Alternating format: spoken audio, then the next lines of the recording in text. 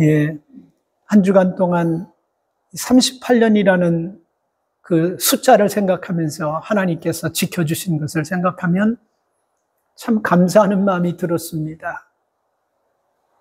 그러나 이런 일들 외에는 보이지 아니하는 분들의 수고, 헌신, 희생, 그분들이 여러분 하나님 앞에 바르게 서려고 애쓰고 수고한 것도 분명히 있습니다. 그래서 이런 창립 38주년 기념 주일을 통해서 교회를 위해서 뒤에서 수고한 모든 분들에게 하나님의 평강과 위로가 임하기를 주의 이름으로 축복합니다. 여러분, 저는요, 교회가 크든 작든 하나님이 우리에게 주신 마지막 미션이면서 첫 미션은 어디 가든지 어떤 환경이 있든지 깨는 사람들이 아니고 평화로 회복하는 그런 사명을 주셨습니다. 그래서 우리가 그 사명 감당하기 위해서 우리를 살려주시고 생명 주시고 우리가 또 생활하는데 부족함이 없을 정도로 하나님께서 물질도 주신 줄 믿습니다. 그러나 이렇게 하나님께서 우리에게 사명을 감당하고 주시는 이런 재료들이, 이런 기능들이 사명을 감당하지 못할 때는 어느 한순간에 사라져버리게 될 수도 있다는 것을 꼭 기억하십시오.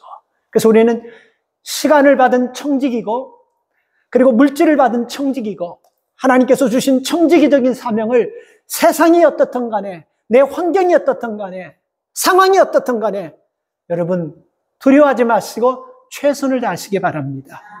하나님께서는 우리의 부족, 우리 환경의 어려움, 우리 상황의 악조건 이거 다 아세요. 그러나 하나님께서 우리를 통해서 최선을 다하고자 하는 믿음으로 살려고자 하는 그 모습을 보시고 은혜를 주실 줄 믿습니다.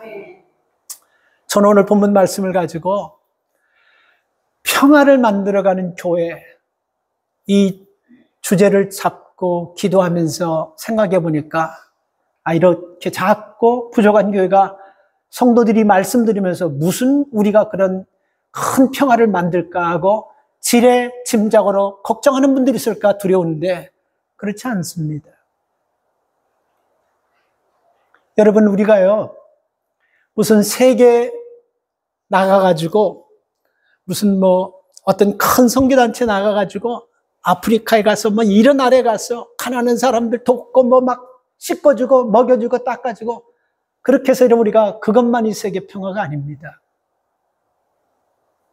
여러분 가정에서부터 평화의 불쏘시개가 되시고 교회에서 평화의 불쏘시개가 되시고 그리고 여러분들과 함께하는 그 교제하는 그 교제 속에서 평화의 불쏘시개가 되셔서 여러분들이 다 평화의 도구로 쓰여져야 되는 것입니다. 이번 주에 지난주죠. 참 좋은 소식을 들었어요. 제 나름대로 한국과 이스라엘과 그리고 우크라이나 전쟁 때 참 부담이 많았어요. 끝날 것 같은데 끝나지 않고 너무 오래 진척되면서 이 피해는 약자들이 고스란히 다 받는 것입니다. 그래서 하마스와 이스라엘이 평화하기로 지난주에 종식 선언이 돼버렸어요. 그래서 참 마음의 위로가 되더라고요. 하나님께서 그래도 부족한 우리의 기도를 들으시고 이렇게 역사하시는구나 하면서 참 마음이 기도 제목이 하나가 내려가니까 홀가분한 마음이 들었는데 그 기사를 보면서 한 미국의 신문 기자가 쓴 그 기사를 한글로 댓글로 달아가지고 한 것을 보면서 이런 또 보이지 않는 그런 것들이 있구나 생각하면서 그 기자가 지금 왜 그렇게 트럼프가 이렇게 하마스와 이스라엘 전쟁을 빨리 종식시키려고 했을까? 그리고 이 비하인드 스토리 속에는 미국에서 트럼프 오른손과 같은 사람이 하마스 지도자를 만나가지고 이스라엘과 하마스가 평화롭게 균등하게 그런 평화협상이 아니고 일방적으로 모든 것들을 다 내려놓고 그냥 완전히 무장해체하라. 그러지 않으면 생명부터 시작해서 하마스는 한 사람도 이런 협박을 통해서 이루어진 평화라고 합니다. 그리고 뒤에는 또 무슨 소리가 있냐면요. 오래전부터 트럼프는요. 자기가 노벨 평화상을 받을 충분한 그런 일을 했다고 하면서 공공연히 내가 노벨 평화상 받겠다라고 그렇게 얘기하고 있어요. 그래서 그 기작을 정확하게 찍었어요. 10월에 그 거기서 그 노벨 평화상을 결정하는 그 자리에 10월에 이것이 결정되기 위해서 빨리 밀어붙이지 않았냐. 이런 것도 얘기하면서 참 복잡한 심정이 들었습니다. 여하튼 간에 여러분, 우리가 평화하는 것은 좋아요. 그러나 그 기자가 그런 얘기를 해요. 트럼프식 평화는 힘으로 하는 평화이기 때문에 반드시 오래가지 못할 것이다. 이 얘기가 맞게 돌아간다는 것입니다. 우리는 여러분, 그 우크라이나 대통령 젤렌스키를 백악관에 불러가지고 러시아와 평화협상하는 그 트럼프 대통령의 스타일, 방법을 세계 TV를 통해서 모든 세계인들이 다 봤습니다. 누가 봐도 공정한 평화가 아니고 일방적으로 키우, 그 다음에 무슨 어떤 이런 땅들, 돈바스, 도네츠크, 키우, 지금 러시아가 다 점령했는데 그거 그대로 러시아에게 주고 그냥 당신들을 항복해라. 그래서 전쟁을 끝내. 그러니까 우크라이나 사람들 들고 일어서 유럽 사람들 들고 일어서 결국 이게 안 맥히니까 또 러시아에게 협박하면서 이런 평화가 오래 갈 수 있겠느냐. 나도 여기에 동의합니다. 이런 평화는 여러분 오래 갈 수 없습니다. 이처럼 여러분, 인류는 평화를 중요시하게 생각해서 명예를 주고 상까지 주면서까지 평화를 유지하려고 하지만 사람의 생각대로 상을 받는다고 해서 높여진다고 해서 권력을 가지고 있다 해서 그 사람들이 힘 가지고 절대로 평화가 만들어지는 것이 아닙니다. 1945년에 여러분 2차 세계대전쟁을 마치면서 전 세계가 고민한 것이 있어요. 다시는 이런 끔찍한 전쟁을 통해서 이 지구상에 있는 젊은이들이 이제는 죽어서 안 된다 하면서 세운 것이 뭐냐면 맨하탄 세컨애비의 유엔을 만든 겁니다. 그 유엔 빌딩을 만들어서 전쟁 나기 전에 모든 지도자들이 모여서 중재하고 평화롭게 만들어서 유엔을 만들었는데 참 아이러니한 것이요. 유엔 빌딩이 세워지고부터 그날부터 지금까지 전쟁이 한 번도 끝난 적이 없이 계속해서 이어지고 있다는 참 아이러니한 얘기입니다. 왜 여러분 이런 죄들이, 왜 이런 여러분 전쟁들이 자꾸 일어나면 저는 크게 두 가지로 봅니다. 하나는 여러분, 이 사탄이 여러분 자꾸 이렇게 이간질 시키는 거예요.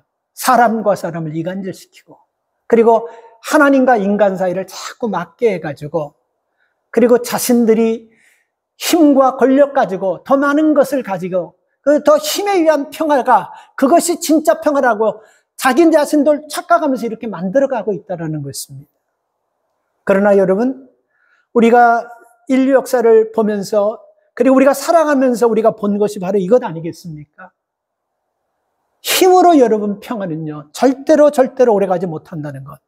그래서 하나님께서 이것을 아시고 하나님의 득단의 조치가 뭡니까? 인생들에게 말씀을 주신 거예요. 여러분, 우리가 하나님의 말씀 속에서 하나님의 말씀을 가지고 각 나라의 지도자들이 살아간다고 하면 전쟁이 일어나겠습니까? 싸움이 일어나겠습니까? 근데 반대로 여러분, 한 나라가 힘을 강력하게 가져가지고 힘에 의한 평화를 만든다고 하면 세상은 늘 한 나라가 영원한 나라는 없는 거예요. 로마, 몽골, 영국 보세요. 해가 지나 다 무너져 버렸지 않습니까? 제가 늘 얘기하는 거예요. 미국도 언제 무너질 줄 아무도 예측할 수 없는 거예요. 근데 힘에 의한 평화는 여러분 오래가지 못한다는 겁니다. 그래서 우리가 하나님의 말씀을 듣고 각 나라의 지도자들이 하나님 말씀을 두려워하면서 그 말씀에 의지하여 여러분 나갈 때 참된 평화, 진정한 평화가 있다라는 것입니다. 우리가 살아가면서 여러분 하나님께서 주신 이 사명이 무언가를 여러분 우리가 깨달으면서 믿음의 사람들이 이럴 때일수록 평화를 만들어가는 사람들로 살아야 될 줄 믿습니다. 그러면 여러분 우리가 이 땅에서 평화를 만들어가는 삶을 살아야 되는데 평화를 방해하는 것들이 여러분 뭡니까? 그렇죠? 불의와 거짓입니다. 그래서 예레미야 17장 9절 말씀을 보면 만물보다 거짓되고 심히 부패한 것이 인간의 마음이고 이사야서 48장 22절에 보면요 여호와께서 말씀하시되 악인에게는 평강이 없다라고 말씀하는 거예요. 그러니까 이 말씀을 보면요 사람들의 거짓된 마음과 이 악한 사람 자체에는 평화가 없기 때문에 계속해서 싸움과 분쟁과 갈등을 일으키면서 살아가게 된다는 것입니다. 그러니까 우리는 이런 구조 속에서 하나님께서 우리에게 주신 사명이 뭐냐면 평화를 만들고 회복을 시키고 하나님의 지경을 넓히면서 살라고 하신 이런 특별한 미션을 우리가 받고 우리가 이 땅에서 살아가고 있다는 사실입니다. 그래서 악한 마음에서는 여러분 평화가 나올 수 없다는 것입니다. 이 말을 여러분 우리가 좀 바꿔서 크게 좀 해석하면요, 우리 마음에 평화가 없다는 것은 뭡니까? 악한 사탄이 우리를 지배하고 있기 때문에 그런 거 아니겠습니까? 여러분 우리가 싸움이라는 거 있지 않습니까? 갈등이라는 거 있지 않습니까? 왜 일어난다고 생각합니까? 물론 우리가 여러분 부수적으로 보면요, 감정 때문에, 억울한 일 때문에, 그런 상황 때문에 여러분 우리가 여러 가지 핑계를 댈 수 있어요. 그러나 여러분 핵심은 뭡니까? 죄가 들어와서 그러는 거 아니겠어요? 그러니까 우리 싸움에서 여러분 죄가 빠져버리면요, 절대로 싸움을 하고 싶어도 할 수가 없는 것입니다. 부부간에 왜 싸움이 일어납니까? 서로 존중하고 관계가 올바르게 되어 있으면요, 싸움을 하고 싶어도 절대로 싸움이 일어나지 않습니다. 부자지간에 왜 싸움이 일어나고 왜 고소고발까지 하게 됩니까? 올바른 관계가 형성되면요, 절대로 이런 일들 있을 수가 없는 거예요. 스승과 제자 사이에 왜 싸움이 일어납니까?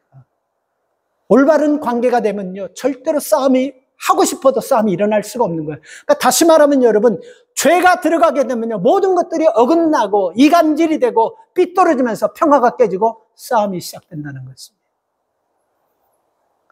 그래서 세상에는요, 이런 것들 때문에 자꾸 여러분 더 힘을 가지고 더 힘을 키우려고 세상 방식으로 마치 평화가 될 것처럼 자꾸 힘 있는 나라는 더 큰 힘을 가져가지고 아예 힘으로 누려보려는 이런 세상적인 평화를 가지고 자꾸만 세상을 평화롭게 만들 수 있다라고 이렇게 착각하는 거예요. 아니, 이건 그 사람들도 알아요. 이건 절대로 할 수 없다는 거예요. 그래서 여러분, 우리가 그 냉전 시대 미국과 소련을 보면요, 참 그걸 보면서 진짜 눈 가리고 아웅하듯이 서로 여러분 강대국들끼리 힘에 의한 여러분 그 균형을 맞추려고 하면서 여러 나라들까지도 다 그 세계 자기 나라의 각 GNP들을 그걸 갖다가 국방비로 전부 다 그 국방비로 다 쓰는 나라들이 얼마나 많습니까? 미국에서는 여러분 러시아를 이기기 위해서 원자탄을 만들어 버립니다. 그러면 다른 나라가 안 만들면 문제가 안 되잖아요. 그죠? 러시아가 이보다 더 센 원자탄을 만들어 버려요. 그러면 미국이 여러분 이것을 또 넘기 위해서는 어떻게 됩니까? 수소폭탄을 만드는 거예요. 원자보다 더 무서운 수소폭탄을. 그럼 또 러시아가 또 만들면요, 그 다음에 이제 중성자탄을 만들어가지고 이건 끝을 보는 거예요. 다 죽이는 거예요. 그래서 저쪽에서 만들면 또 어떻게 합니까? 이제는 무슨 탄도타에서 이 지구상에 이게 공중에 쏴가지고 공중에서 그냥 떨어지는, 그렇게 만드니까 저기서도 여러분 또 그걸 만들어버린 거예요.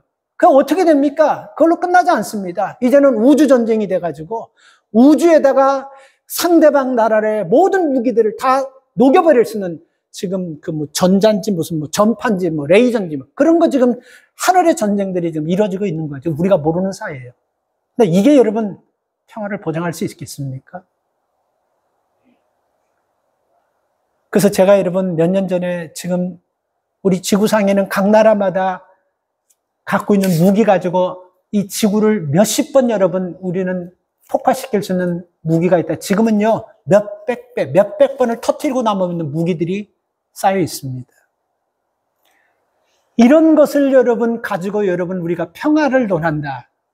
누구도 여러분 인정할 수 없고 다 여러분 우리가 속고 산다는 것입니다. 그래서 그리스도인들이 여러분 평화를 이루러 갈 때는요, 우리가 우리의 생각과 그리고 우리의 신앙 가지고 저들이 무기와 힘을 가지고 평화를 만드는 거하고 비교하면 비교가 되겠습니까? 안 되겠습니까?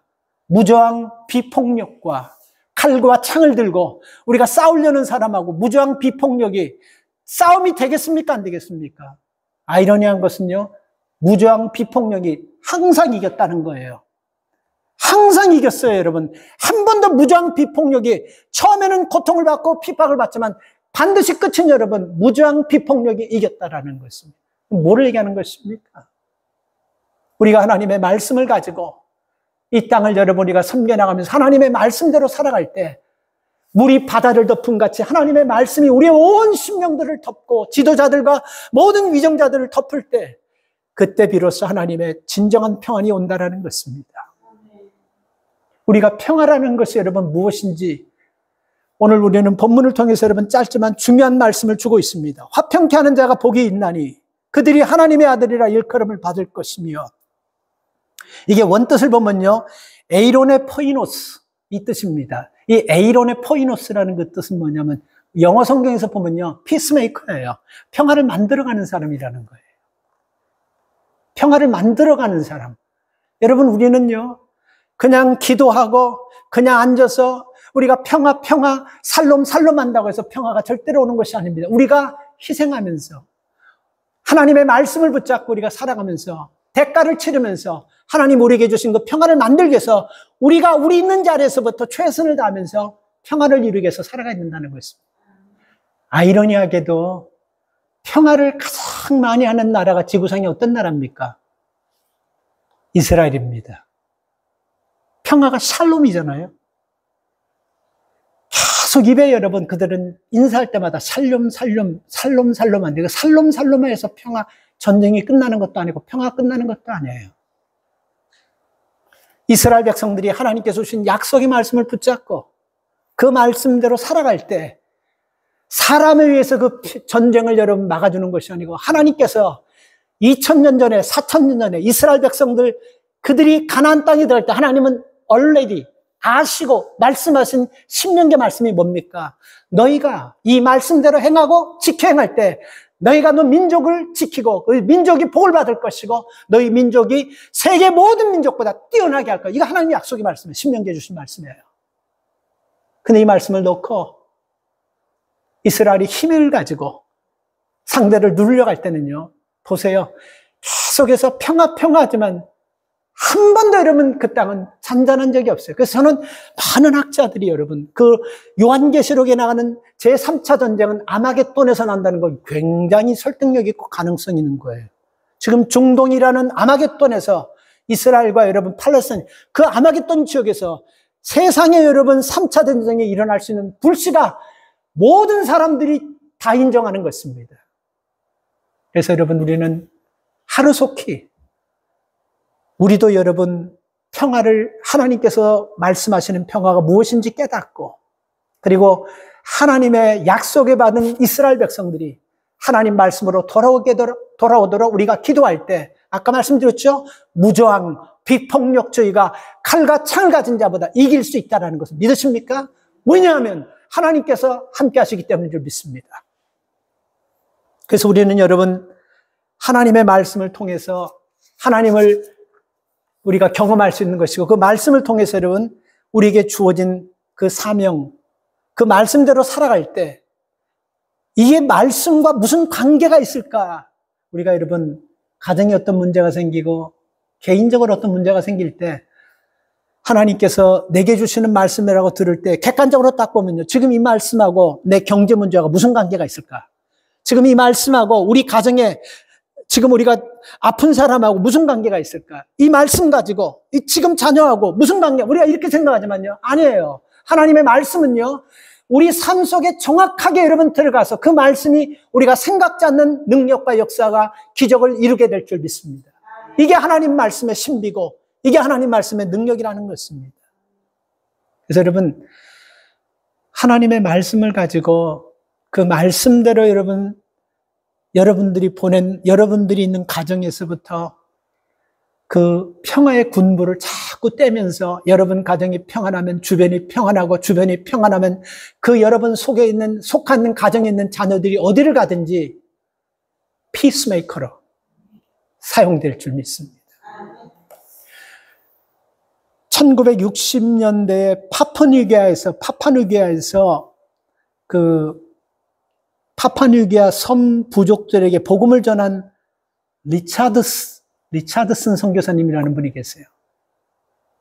근데 이분이 여러분 이 선교적인 이 삶이 영화로도 나와가지고 그 영화 제목이 뭐냐면요, Peace Child, 평화의 아이.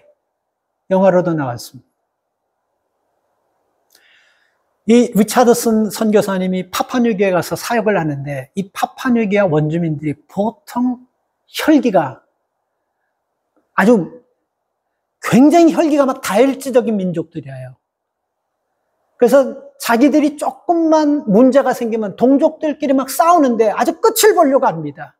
그 사람을 너무너무 잔인하게 죽여요. 그래서 이런 백성들에게 어떻게 하면 리차드슨 선교사님 복음을 전할까 참 고민을 많이 하고 기도하는 중에 자기가 의료 선교사라 파푸아뉴기니에 파송됐기 때문에 한 사람 한 사람을 최선을 다해서 고쳐줬습니다.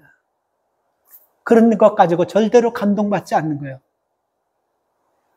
그래서 여러분 이 리차드슨 선교사님 어떻게 하면 이 민족들에게 복음을 전할까 했는데 아무것도 아닌 것 때문에 파푸아뉴기니아에 있는 같은 동족들끼리 싸움이 생겨버렸어요. 한 종족이 두 부족으로 나눠서 싸움이 생겨요. 뭐냐면 자기 구역에 있는 짐승이 이쪽 구역으로 들어갔는데 그거를 쫓다가 잡아가지고 왔는데 그것이 발단이 돼가지고 무서운 전쟁이 생겼는데 아주 그냥 자기들이 봐도 이렇게 놔뒀다가는 종족이 파푸아뉴기니아 종족이 아주 완전히 멸족되고 멸살돼 버리고 한 사람도 남자가 남지 않을 것 같으니까 서로 간에 여러분 이거 이러면 다 죽겠다 생각해서 위기의식을 들고 우리 평화하자 하면서 서로가 낸 조건이 뭐냐면 이쪽 부족의 대표 아들을 저쪽에 보내고 저쪽 부족의 대표 아들을 이쪽에 보내가지고 우리가 서로 내 자식처럼 키우는 그 마음 가지고 잘 돌보자 하면서 그렇게 했는데 그게요 먹혀버렸어요. 그게 그 일 후로는 한 번도 싸움이 없고 그 일 외에는 서로 여러분 평화가 이루어졌다라는 것입니다. 그래서 리차드슨 선교사님이 그것을 딱 깨닫고 이게 복음의 불씨가 되겠구나 하면서 그들을 다 모아놓고 복음을 전했습니다. 여러분 맞습니다. 하나님께서는 당신 아들 예수 그리스도를 이 땅에 평화의 자녀로 보내주셔서 우리에게 복음을 주셔가지고 하나님의 자녀로 삼아주시고 주님 백성 삼아주셨습니다. 여러분의 자녀가 저쪽 지파에 가고 저쪽 지파의 부장 아들이 이쪽 지파에 와서 우리는 서로 그 아들을 사랑하면서 섬기다 보니까 평화가 오지 않았습니까? 우리 하나님께서 예수 그리스도를 그렇게 보내주셔서 평안한 복음을 주셨습니다. 그 복음이 먹혔어요. 그래서 파푸아뉴기니아 전체가 하나님을 영접하고 복음을 받아들이는 역사가 일어났습니다. 다시 말씀드릴게요. 우리 생각대로 안 되는 것 같지만요, 하나님께서 주시는 말씀에는 살았고 운동력이 있어 날선검처럼 예리해서 혼, 영, 권절, 골수를 찔러 쪼개는 능력이 있음을 믿으십시오. 이 말씀은 여러분 선포되는 것으로 끝나는 것이 아니에요.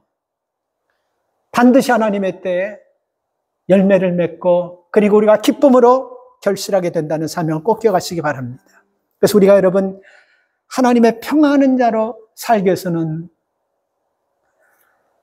하나님과 여러분 먼저 화평하는 그런 삶을 살려고 해야 됩니다. 하나님과 화평하려고 해야 돼요. 사람과 화평하고 사람의 비유 맞춰주고 그건 좋은 거지만 순서가 달라요. 먼저 하나님과 화평해야 됩니다.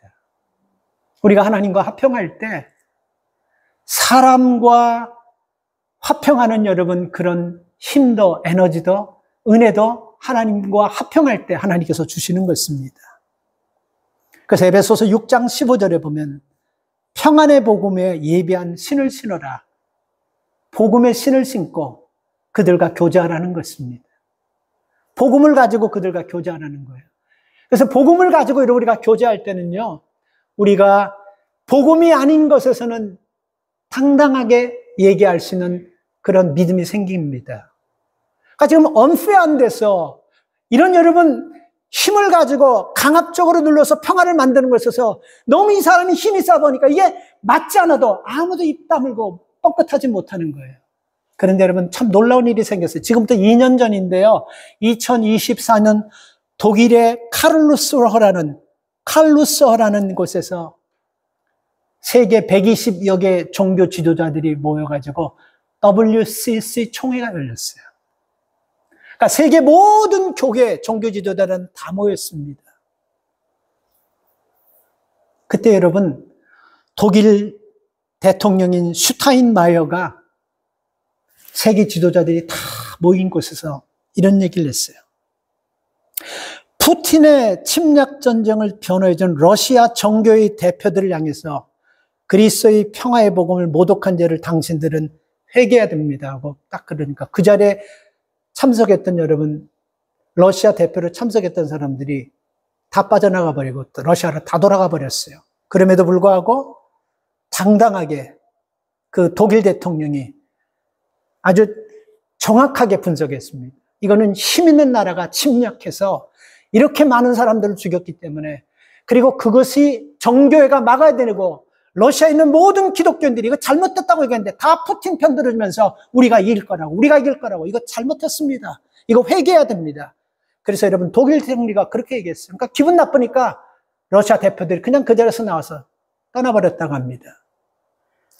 자, 여러분, 우리 모두는 여러분 평화를 만들어가야 할 사명을 지닌 사람들입니다. 이 말은요,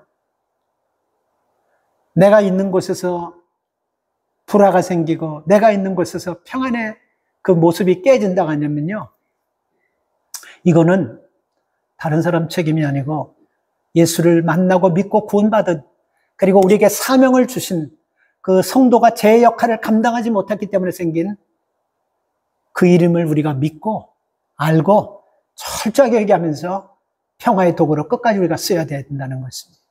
저는 독일의 그 대통령이 여러분 그렇게 강력하게 얘기하는 것, 자기에게도 큰 부담이 있지만 그가 여러분 정말 하나님을 경외하면서 하나님을 사랑하기 때문에 그런 말을 했다고 저는 확신합니다.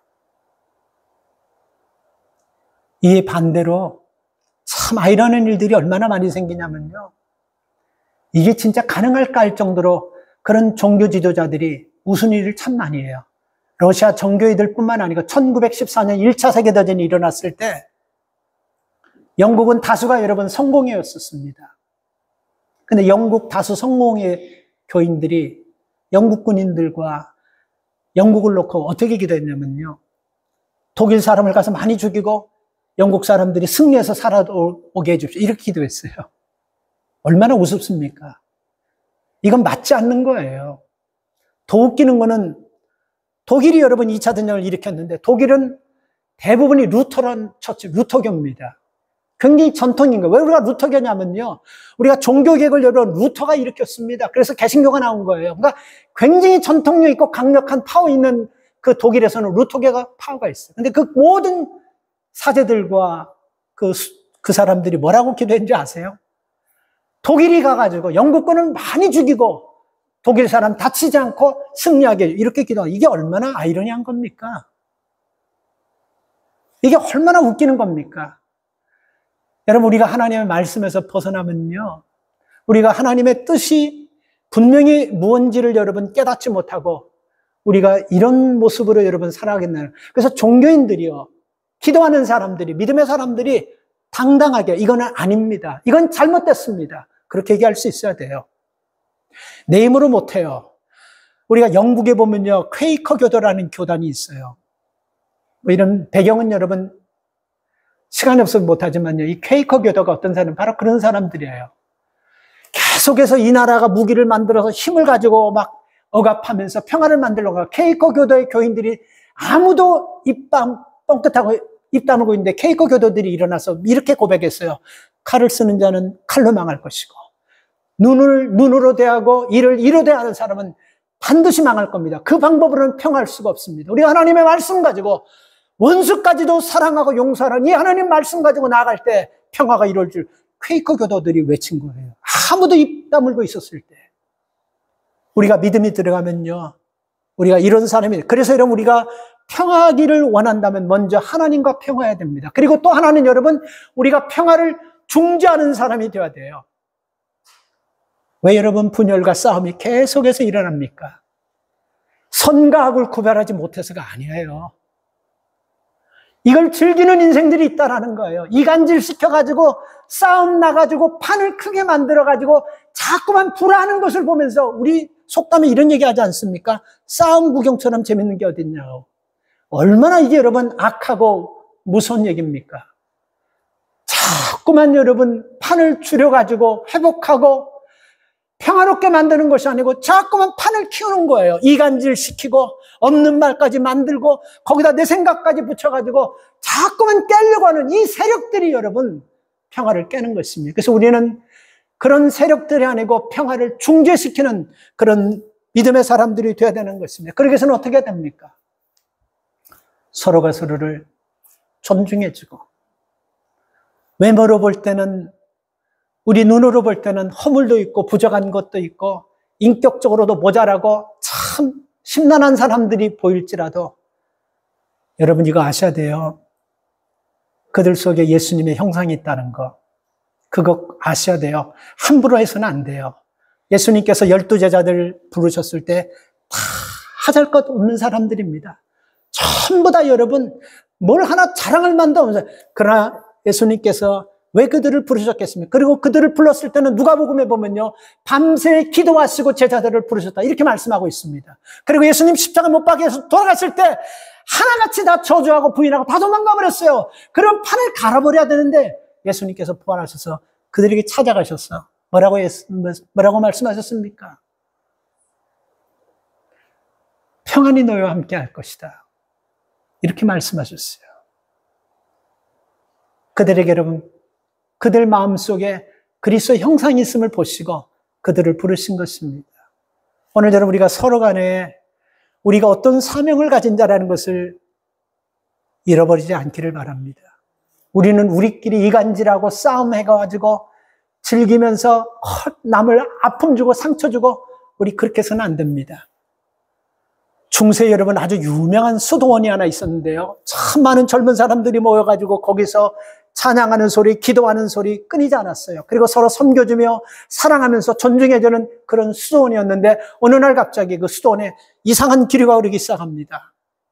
서로 의심하고 서로가 그 수도원에서 높은 사람이 되려고 시기 질투하는 일들이 생기면서 그러다 보니까 기도 소리가 떨어지고 찬양하는 소리가 떨어지고 자꾸만 사람들의 그 관계가 아주 불편해지는 그런 수도원이 되어버렸습니다. 그래서 이 수도사가 너무 상심한 마음 가지고 그 당시 가장 훌륭하고 존중받는 그 수도사에게 찾아가서 이렇게 고민을 털어놨어요. 스승님, 우리 수도는 아시지 않습니까? 얼마나 사랑이 많았고 평화롭고 찬양과 기도와 서로 섬기며 존중해주는, 그리고 젊은 수도사들이 참 많이 찾아서 얼마나 우리 수도원이 평화로웠습니까? 근데 어느 날 갑자기 우리 수도원에 이상한 기류가 흐르면서 서로가 서로를 의심하고 원망하고 시기하고 질투하는 이런 문제가 생겼는데 이게 뭐 때문에 그러는 것입니까? 하고 아주 존경받고 영성 있는 스승에게 물어봤을 때 그분이 딱 한마디 했어요. 자네들이 착각하고 있기 때문에 그렇습니다. 당신들이 착각하고 있기 때문에 그래요. 무슨 착각입니까? 지금 당신의 수도원에는 예수님이 변장해서 수도사로 계시는데 당신들이 이걸 보지 못해서 그래요. 그러니까 이 수도 원장이 이 얘기를 들으면서 아니 우리 수도원에 예수님이 변장한 수도사가 있다고요? 그래서 그 얘기를 듣고 돌아오는 길에 그 수도원에 있는 수도사들 한 사람 한 사람을 눈으로 이렇게 생각하고 기억하니까 어느 한 사람도 예수님의 영성과 인품과 그런 마음을 가진 사람 하나도 없는 거예요. 그런데 그 중에 그 수도사 중에 예수님이 변장해서 계신 분이 있다고 하니까 참 난감해요. 그래서 수도원에 도착해서 수도 다 불러놓고 이분이 이런 얘기를 했습니다. 당신들로 하지만 우리 시대 가장 존경받는 영성 지도자에게 물어봤더니 우리 수도원에 수도 사는 사람 중에 예수님이 변장해서 있는 분이 있다고 합니다. 아니 말이 됩니까? 그게 누굽니까? 나도 모릅니다. 그러니까 모두가 그래요. 아니 그렇다면 우리가 이렇게 살면 안 되죠. 글쎄 말입니다. 그런데 그 일 뒤로부터 여러분 그 얘기를 듣고 사람들이 바뀌어지기 시작합니다. 아, 우리 중에 지금 내가 대화하고 나와 일하고 내가 지금 시기하고 내가 질투하고 미워하는 이 사람이 혹시 예수님을 변장한 수도사면 어떻게 하자는 이런 마음들이 생기면서 말을 조심하고 서로 존중해주고 서로 사랑해주고 서로 인정해주면서 혹시 이 사람이 예수님을 변장했으면 어떻게 하자는 그런 마음 때문에 존중하고 사랑하고 그렇게 했더니 여러분 한순간에 수도원 분위기가 싹 다 바뀌어버리고 은혜가 흐르고 기쁨이 흐르고 평안이 흐르고 찬양과 기도 소리가 다시 회복되는 수돈이 되었다고 합니다. 누가 만든 얘기인지 어떤 얘기인지 모르겠어요. 근데 여기서 여러분 우리가 참 중요한 것이 있습니다. 여러분 옆에 분들, 뒤에 분들, 앞에 분들 보면요. 부족한 것도 보이고 여러분들이 잘하는 이런 참 부끄러운 거, 실수 이런 거 다 보이지 않습니까? 그죠? 그래서 그들을 갖다가 사랑하고 섬겨주기에는 참 힘에 벅고 그리고 그런 마음이 딱 가셔버리는 그런 사람이 있을 줄도 모릅니다. 근데 이건 아셔야 돼요. 믿음의 눈을 뜨고 보면요. 그분 속에도 예수님의 형상이 있다라는 거. 그래서 여러분, 우리는 교회가 성도들이 교회에서부터 하나님의 평화를 만들어가고 가정에서부터 하나님의 평화를 만들어가면서 여러분들이 있는 곳곳마다 그 평화의 소리로 회복되는 은혜가 있기를 주님의 이름으로 축복합니다. 하나님 감사합니다. 오늘도 하나님이 말씀을 통해서 어떻게 하면 하나님이 교회가 평화를 만들어가는 교회가 될 수 있을지, 어떻게 하면 성도들이 평화를 만들어가는 성도가 됐을 수 있지, 우리는 이 말씀을 통해서 생각해 보았습니다. 하나님, 우리가 우리의 직업과 모든 것들을 버리고 세상 중간에 들어가서 헌신하고 그게 아니라 주님 먼저 하나님과 평화하게 하여 주시고 하나님 우리가 어느 곳에 보내주든지 하나님께서 나를 보내주심을 믿고 거기서 이간질로 분열시키고 싸움시키는 그곳에서 우리는 반대로 회복시키고 평화를 이루는 그런 사명을 가지고 사명 감당하는 자로 살게 하여 주시옵소서. 그래서 하나님 우리가 가는 곳곳마다 하나님의 은혜가 넘치고 회복이 되고 치유가 되고 이것을 통해서 하나님 억울한 사람이 없게 하시고 상처받은 사람이 없게 하시고 소자가 하나님 주께서 하나님 보내주신 그 소자들을 우리가 위로하고 격려하여 주님 앞에 섰을 때 칭찬 듣는 우리 모두가 되게 하여 주시옵소서. 교회가 주님 언제 오실 줄 알 수 없지만 다시 오시는 주님 올 때까지 이 교회가 평화를 만드는 교회로 평화를 만드는 성도들로 사명 감당할 수 있도록 축복하여 주시옵소서. 예수님의 이름으로 기도 올리옵나이다. 아멘. 찬송합니다.